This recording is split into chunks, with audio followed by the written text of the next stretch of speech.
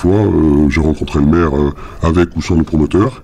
Et après, pour avoir une chance d'avoir le permis de construire et le choix du bon promoteur, M. Faucassier m'a demandé une certaine somme en échange. Comment ça se passait concrètement ?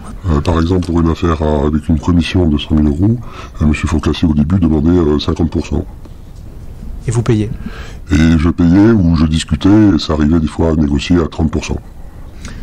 En liquide ou pas ? Plusieurs moyens de paiement, des achats d'œuvres d'art au Japon, un peu de liquide, le prêt de ma carte bleue pour faire des courses ou des commandes par internet.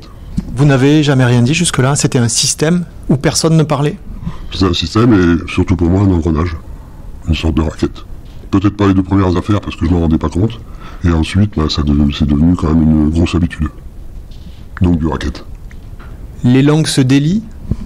Les langues se délient, moi je pensais qu'au début ça allait m'aider justement à progresser pour mes sociétés, et en fin de compte je me suis rendu compte que toute charge payée, la somme que je donnais à cette personne me grevait beaucoup sur mon bénéfice. Un exemple, si je lui donnais 50 000 euros sur une somme de 100 000, moi je déclarais 100 000, donc j'étais chargé sur 50 000, donc il me restait 0. Alors il y a beaucoup d'affaires qui ont échoué puisqu'il a trouvé d'autres apporteurs qui eux étaient plus censés et lui payer des voyages ou différentes choses. Oui, c'est-à-dire qu'il a pris ceux qui casquaient le plus en quelque sorte. Il a pris ceux avec qui c'était le plus facile de le toucher parce que je commençais moi à douter de ce système et je l'ai refusé sur pas mal d'opérations de donner quoi que ce soit. Personne ne parlait parce qu'il a une puissance de faire négocier les gens et il est assez fort là-dessus. Comment un maire peut-il avoir autant de pouvoir et prendre autant de risques ? Il est devenu maire, il n'est pas maire de naissance, donc je pense qu'il n'a pas été formé et qu'il fait beaucoup de bêtises.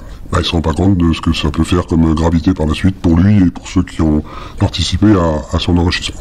Personnellement, pour moi, ça m'a gravé de 260 000 euros environ sur 8 ans, et moi j'estime à plus d'1 million ce qu'aurait touché le maire de Saint-Jory. Oui, le maire LR de Saint-Jory, Thierry Fourcassier, a-t-il mis la ville en coupe réglée pour s'enrichir personnellement ?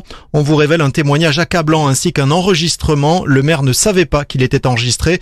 Cyril était apporteur d'affaires pendant plusieurs années à Saint-Jory. Son job, trouver des terrains, des promoteurs et les mettre en relation avec le maire. Écoutez. Et après, pour avoir une chance d'avoir le permis de construire et le choix du bon promoteur, M. Faucassier m'a demandé une certaine somme en échange.